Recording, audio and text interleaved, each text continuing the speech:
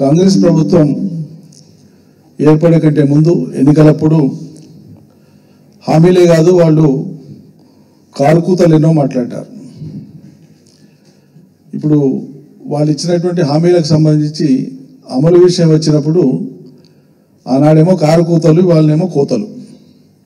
ఒక్కొక్కటిగా దేంట్లో ఏది కోత విధించి ఎట్లా అమలు చేయగలం, ఎట్లా మినిమైజ్ చేయగలం అనేటువంటి చర్చను లీకుల ద్వారా బయటికి ఇస్తున్నారు.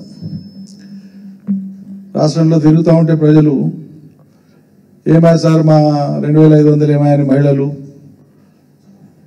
ఏప్రిల్ మేబీ రెగ్యులర్గా వచ్చే పెన్షన్లే రాలేదు సార్, ఎప్పుడు ఇస్తారని. ఏప్రిల్ మేలో ఇచ్చే పెన్షన్స్ ఆసరా పెన్షన్స్ ఇవ్వలే రాష్ట్రంలో. రైతులు వానాకాలం వచ్చింది, సీజన్ వస్తుంది, పునాస పంటలు అన్నీ దాదాపు కొలికొచ్చినాయి, ఇక వరి నాట్లే ఉన్నాయి, ఇంకెప్పుడు ఇస్తారు, రైతు బంధు ఎప్పుడు ఇస్తారు సార్ మమ్మల్ని అడుగుతున్నారు.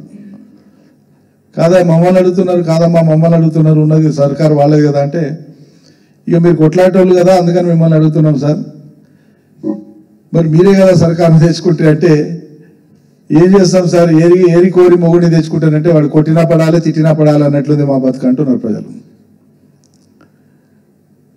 అట్లా రైతు భరోసా వాళ్ళు చెప్పినటువంటిది దేవుడు ఎరుగు, పాత రైతు బంధు కింద ఇచ్చేటువంటి డబ్బులే ఇస్తలేదు సర్కార్, కుంటి సాకులు చెప్తా ఉంది. నేను మొన్న కూడా చెప్పినా దాని పేరు మీద దీని పేరు మీద మేము విచారణ చేస్తాం, లేకుంటే ఇంకా వివరాలు సేకరిస్తాం, లేకుంటే అందరి అభిప్రాయాలు తీసుకుంటాం, ఇట్లా ఈ రకమైనటువంటి చర్చ చేసుకుంటా దీన్ని వాయిదా వేసుకుంటా పోతున్నారు. రుణమాఫీకి సంబంధించి మళ్ళొకసారి నేను ఇవాళ మళ్ళీ చెప్తున్నాను, ప్రజల దృష్టికి తీసుకొని వస్తున్నాను, ఈ ప్రభుత్వాన్ని కూడా హెచ్చరిస్తున్నాం. మీరు ఎన్నికలప్పుడు ఏం చెప్పినారు, కేసీఆర్ సర్కారు అమలు చేయకుండా మిగిలిపోయింది మొత్తం ఎంత రుణమాఫీ ఎంత ఉందో అది మొత్తం మేము మాఫీ చేస్తామని చెప్పినారు. మేము గుర్తు చేస్తున్నాయి వాళ్ళ మళ్ళా. మీరు మొన్న మాట్లాడినప్పుడు క్యాబినెట్ తర్వాత మీరు ప్రకటించినప్పుడు ఏం చెప్పినారు, 2018 నుంచి 2023 డిసెంబర్ అన్నారు. మరి 2018 కంటే ముందు ఏవైతే కేసీఆర్ లేదని మీరు పెడబొబ్బలు పెట్టినరో మరి అది గాలిపోతుందా, అది ఇస్తారా ఇయ్యరా, బేసిక్ ప్రశ్న. మిగిలిపోయినటువంటి రుణమాఫీ మేము ఆనాడు చెప్పినాం, రెండో విడత అమలు చేసినప్పుడు 19,000 కోట్లు ఉంది ప్రభుత్వం మీద భారము. సుమారు మేము రెండో విడతలో అమలు చేసుకుంటూ వచ్చినాక మధ్యలో కరోనా వచ్చింది 2 ఏళ్ళు, అందుకని ఆపినాం 36,000 దాకా ఇచ్చి, మిగతావి మేము ఇస్తామని చెప్పినాం, అనుకున్నట్లు ఇస్తూ పోయినాం, కానీ సంపూర్ణం కాలే. 19,000 కోట్లకు గాను 14,000 కోట్ల పైచీలకి ఇచ్చినాం మేము. సుమారు రమారమే 5,000 కోట్లు పెండింగ్లో ఉన్నాయి ఎన్నికలు అయ్యే నాటికి. మేము ఆ మాట కూడా చెప్పినాం ప్రజలకు, ఈ కారణాల వల్ల ఇవ్వలేకపోతున్నాం, ఎన్నికల తర్వాత ఇస్తామని. కానీ కాంగ్రెస్ పార్టీ నాయకులు ఆ పార్టీ పెడబొబ్బలు పెట్టింది ఏంటి, మేము ఇట్లా రాగానే అట్లా ఇస్తామన్నారు. డిసెంబర్ 9 చెప్పింది, ఉరుకురుకులాడి చెప్పారు, ఎదలు దంచుకొని చెప్పాను, గుద్దుకొని చెప్పారు, ఇక తీసుకొని వాళ్ళు ఉంటే ఉరకండి బ్యాంకులకు అన్నారు. ఓ అబ్బాయి ఎన్ని మాటలు ఇక. ఓకే, మళ్ళీ ఇప్పుడు 15 ఆగస్టుకు మీరు వాయిదా వేసుకున్నారు, ఈ లోపల మీరేదో కసరత్తు చేస్తున్నామని చెప్తున్నారు. ఇక్కడ మౌలికంగా మేము అడుగుతున్నది ఏంటంటే, ఆ రోజుకి ఎన్నికల నాటికి ఇవ్వకుండా మిగిలిపోయినటువంటి రుణమాఫీ ఆ రైతాంగానికి అంతా ఇస్తారా ఇయ్యరా మీరు చెప్పాలి. మీరు అమలు చేయదలుచుకున్నటువంటి రుణమాఫీ 5 ఎకరాల లోపు ఉండి భూమి కలిగి ఉండి రుణభారం ఉన్నటువంటి రైతుల వివరాలు ప్రకటించండి. 2 లక్షల రుణాలు తీసుకున్నటువంటి రైతుల యొక్క వివరాలను ప్రకటించండి. ఎవరు ఆ రైతులు, ఎవరికి ఇచ్చినాయి బ్యాంకులు? ఎందుకంటే 5 ఎకరాలకు లోబడి ఉండేటువంటి ఏ రైతులకు కూడా ఈ రాష్ట్రంలో ఏ బ్యాంకు కూడా ₹1,00,000 మించి రుణం ఇయ్యదు. ఇచ్చినట్లుంటే చూపియండి. 2 లక్షల రుణం ఇవ్వాలి బ్యాంకు అంటే ఖచ్చితంగా ఎక్కువ భూమి ఉండాలి. మరి రాష్ట్రంలో ఉన్నటువంటి మొత్తం భూమిలో 1,52,00,000 ఎకరాల భూమిలో, సాగుకు యోగ్యమైన భూమిలో సుమారు 1,36,37,00,000 ఎకరాల భూమి 5 ఎకరాల లోపు ఉన్నటువంటి రైతుల చేతుల్లోనే ఉంది. మరి 2 లక్షలు ఎవరికి ఇస్తారు? ఎంతమంది ఉన్నారు రైతులు? మండలాల వారీగా మీరు జాబితా, గ్రామాల వారీగా మొత్తం ఒక్కో మండలంలో జాబితా విడుదల చేయండి. మేము డిమాండ్ చేస్తాము.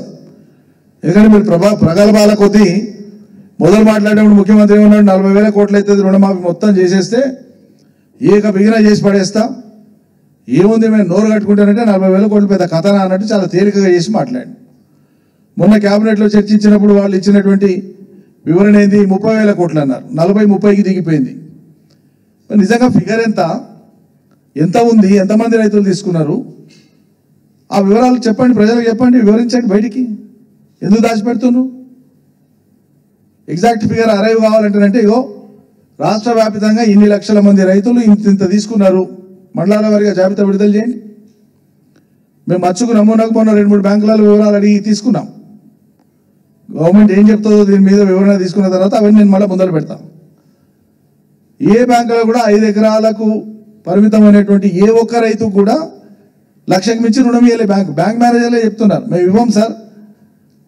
25,000 30,000 కంటే ఎక్కువ ఇచ్చే అవకాశమే లేదు ఎకరా మీద 20 మ్యాక్సిమం 25 కూడా ఇవ్వం పంట రుణాలు ఇది అంతకంటే ఎక్కువ రాదు అంటే పెట్టుబడి మా క్యాలిక్యులేషన్ ఉంటుంది ఆల్ ఇండియా లెవెల్ నుంచి మా మీద మానిటరింగ్ ఉంటుంది ఏ పంటకు ఎంత రుణం ఇవ్వాలి క్రాప్ లోన్ అనేది ఉంటుంది రైతు చోటుగానే నాకు 50 లక్ష ఏంటి ఏనికి రాదట్లా పంట స్వభావాన్ని బట్టి పొలం యొక్క విలువను బట్టి మేము ఇస్తాము అని చెప్తున్నారు బ్యాంకర్లు ఇది వాస్తవం కూడా మరి 5 ఎకరాల లోపు ఉండేటువంటి రైతు పంట రుణం 2 లక్షలు తీసుకున్న రైతులు ఎవరైనా ఉంటే మీరు ప్రకటించండి ప్రభుత్వం ఎవరైనా పలుకుబడి ఉన్న వాళ్ళు పోయి మీలాంటి మీడియా మిత్రులు ఎవరికైనా భూమి ఉంటే మీరు కానీ పోయి మేనేజర్తో మాట్లాడితే మీకు భయపడే ఎవరైనా ఇస్తే ఇచ్చిండొచ్చు తెలియదు నాకు కానీ ఇచ్చే పరిస్థితి లేదు బ్యాంకులు నిబంధనలు కాదని ఇవ్వరు వాళ్ళు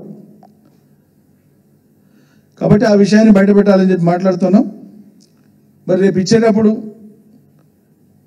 రైతు కూలీలకు 12,000 ఇస్తారా మీరు ప్రకటించిన కౌలు రైతులు ఉంటే వాళ్ళ లిస్ట్ ఎంత నిజంగానే ఉంటే మీ దృష్టికి వచ్చిన లిస్ట్ ఎంత వాళ్ళకి 15,000 ఇస్తారా మీరు చెప్పిన మాట అమలు చేస్తారా ఎందుకంటే చెప్పింది ఒకటి అమలు అయితే లేదు కాబట్టి ఇవన్నీ మాటి అడగాల్సి వస్తుంది మాటి గుర్తు చేయాల్సి వస్తుంది 500 బోనస్ చెప్తే 2 పంటలు అయిపోయా బోగస్ అయిపోయింది అది రైతులు కూడా చాలా జోక్గా తీసుకుంటున్నారు చెప్పలేదు చెప్పిన అది ఇస్తుందా పోతుందా సార్ ఏదో కాలబెట్టి ఆ కేసీఆర్ ఇచ్చినట్ల 5 మంది ఇచ్చినా చాలు సార్ మాకు అంటున్నారు ఇక 500 బోనస్ అన్నప్పుడు మేమేం నమ్మలేదు కానీ 15,000 రైతు మంది ఇస్తా అంటే నమ్మినాం సార్ అది ఒక్కటి మేము చేసిన పొరపాటు అని రైతులు అంటున్నారు ఇక కాలబెట్టి 15,000 ఇవ్వకపోతే కేసీఆర్ ఇచ్చినట్లు 10,000 కాలబెట్టినా చాలు సార్ మాకని రైతులు అంటున్నారు కాబట్టి మీరు ఇచ్చింది ఒక్కొక్కటి బోగస్ అని ప్రజలకు అర్థమైపోతుంది మహాలక్ష్మి 2,500 ఇప్పటికి మొదలే పెట్టలే లీక్ ఏమిస్తున్నారు ప్రభుత్వానికి సంబంధించినటువంటి ఏ పథకాలైనా అమలు జరగాలి లబ్ధిదారుల ఎంపిక పారదర్శకంగా జరగాలి న్యాయబద్ధంగా జరగాలి అంటే వాళ్ళు చెప్పే వాదన వాళ్ళ భాష రాష్ట్రంలో ఉండేటువంటి మొత్తం రేషన్ కార్డులను తీసేసి కొత్త రేషన్ కార్డులను మంజూరు చేస్తామంటున్నారు వాళ్ళు ఇచ్చిన లీక్లు ఆల్రెడీ నేనేమంటున్నా మంచిదే సంతోషం మరి ఈ మాట ఎన్నికలప్పుడు ఎందుకు చెప్పలేదు మీరు రాష్ట్రంలో ఉండేటువంటి మొత్తం రేషన్ కార్డులను మేము హేతుబద్ధీకరిస్తాము మా ప్రభుత్వం వచ్చినాక మొత్తం కొత్త రేషన్ కార్డులు ఇస్తామన్న మాట చెప్పలే ప్రజలను నమ్మించడానికి ఏం చెప్పిండ్రు కార్డులు ఎవరికి లేవో వాళ్ళందరికీ అర్జెంటుగా కొత్త రేషన్ కార్డులు ఇస్తామని చెప్పిండ్రు మీరు కానీ ఇప్పుడు మాట మార్చి ఏం చేస్తున్నారు ఉన్న రేషన్ కార్డులు అన్నీ పనికిరావనే స్టేటస్ తీసుకొని పోయి కొత్తగా రేషన్ కార్డులు ఇచ్చేటప్పుడు ఇక టీవీ ఉంటే కార్డు ఉండదు మోటార్ సైకిల్ ఉంటే కార్డు ఉండదు భూమి ఉంటే కార్డు ఉండదు అనేక ప్రామాణికాలు పెట్టి రేపు మహాలక్ష్మి ఇవ్వాల్సి వస్తే కూడా సైజ్ తగ్గించి ఇంతకే వర్తింపజేస్తున్నామని చెప్పడానికి చేసేటువంటి కుతంత్రాలు ఇవన్నీ కూడా ఇవి నేరుగా అంగీకరించకుండా ఇప్పుడు ఎన్నికలప్పుడు ఎన్నికలు అయిన తర్వాత కూడా పెద్దలు జయప్రకాష్ నారాయణ గారు ఒక మాట అన్నారు ఇవి అవివేకమైనటువంటి హామీలు ఇవి ఆచరణలో సాధ్యమయ్యే హామీలు కానే కాదు ఉన్న బడ్జెట్ కాక ఈ కొత్త హామీలు అమలు చేయాలంటే 1,20,000 పైచిలకు కోట్లు అవుతుందండి ఎవ్వరు చేయలేరు ఇది అసాధ్యం అని చెప్పారు ఎన్నికలైనా కానీ ఇంకో మాట చెప్పాను ఇప్పటికైనా మించింది లేదు మీరు అధికారులకు రావాలనుకున్నారు వచ్చిండ్రు ప్రజలు మీకు ఇచ్చిండ్రు ప్రజలకు చెప్పండి తప్పైంది ఇవి మాత్రం ఇస్తాం ఇవి మాత్రం ఇవ్వమని చెప్పండి ఇప్పటికైనా అని చెప్పారు ఇవాళ పాటిస్తారా కాంగ్రెస్ పాటిస్తుందా ఇప్పటికి దబాయించి ఉల్టా దబాయించే చెప్తారు ఆల్లేదు చూడలేదు కొడుకు పేరు సోమలింగం అన్నట్లు 7 నెలలు వెళ్ళిపోయా 8వ నెల రాబోతుంది రుణమాఫీకి సంబంధించి గ్రామాలలో సంబరాలు చేస్తుండండి ఇదే ఖర్చోద్యం నాకు అర్థం కాదు రుణమాఫీ చేయాలని క్యాబినెట్ నిర్ణయించిందట దానికి గ్రామాలలో సంబరాలంటే మన అర్థం పడతా ఉందానండి పాలాభిషేకాలు చేస్తుంది. సిగ్గు లేకుండా కదా ఇట్లా చేయనీకే. రుణమాఫీ చేస్తామని ఎన్నికలప్పుడు చెప్పారు మీరు, ఇవాళకి అమలు కాలే, ఎప్పుడు అమలు అవుతుందో తెలియదు. పోయి అమలు అయినాడన్నా నువ్వు ఇచ్చిన 10 మందికో 5 మందికో ఇచ్చినాడన్నా పాలాభిషేకం చేస్తే ఓ ఏడు పెంచినట్లు. గతే లేదు ఇప్పటికీ పాలాభిషేకాలు.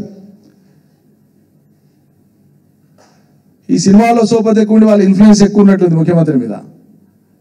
సినిమా ఏం చేస్తారు, ఆడియో రిలీజ్కి ఒక ఫంక్షను, వీడియో రిలీజ్కి ఒక ఫంక్షను, ప్రీమియర్ షో పెడితే ఒక ఫంక్షను, ప్రముఖుల్ని పిలిచి సినిమా బాగుందా బాలేదు చూపిస్తే ఒక ఫంక్షను, మీడియాను పిలిచి చేస్తే ఒక ఫంక్షన్ చేస్తారు. ప్రమోషనల్ యాక్టివిటీ అదంతా, నేను తప్పడతలేను. అది వాళ్ళ commercial activity, business activity, promotional activity. So ముఖ్యమంత్రి రేవంత్ రెడ్డి గారి సర్కారు కూడా, రాష్ట్రంలో కాంగ్రెస్ సర్కారు కూడా ప్రతిదానికి ఫలితం లేకుండానే, ఫలితం రాకుండానే ప్రమోషనల్ యాక్టివిటీ మొదలుపెట్టింది. నిజమా కాదని నేను చెప్పింది ఏమన్నా అభూత కల్పన ఉందా? ఎవరైనా చేస్తారా అనండి. ఇట్లా ఏదైనా ఒక పథకం చిత్తశుద్ధిగా అమలై ప్రజలు సంతోషపడితే పాలాభిషేకం చేసినట్టే ఎస్ సంతోషం, రైతులుగా మేము కూడా సంబరపడతాం నిజంగా అమలైతే. అరే అమలే లేదు పాలాభిషేకం అయిందండి బాబు, సిగ్గుపడాలి. బాధ్యత కలిగిన ఘనత వహించినటువంటి గొప్ప మీడియా సంస్థలు ఏం పని చేస్తున్నాయి ఇటువంటి విషయాల్లో?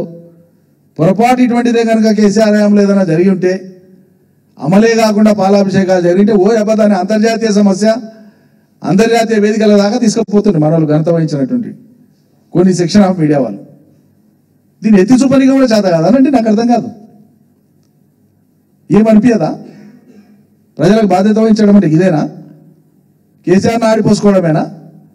7 నెలలు వెళ్ళిపోయా గత ప్రభుత్వం అయిపోయి కొత్త ప్రభుత్వం వచ్చి, ఈ ప్రభుత్వానికి దారి తెన్ను లేదు, కనీసం ఎత్తి చూపే బాధ్యత కూడా తీసుకోరా ఎవరు? మేధావులు సరే సరే వాళ్ళంతా బ్రాకెట్లలో ఉండేవారు, ఇప్పుడు బయటికి రారు, మాట్లాడారు.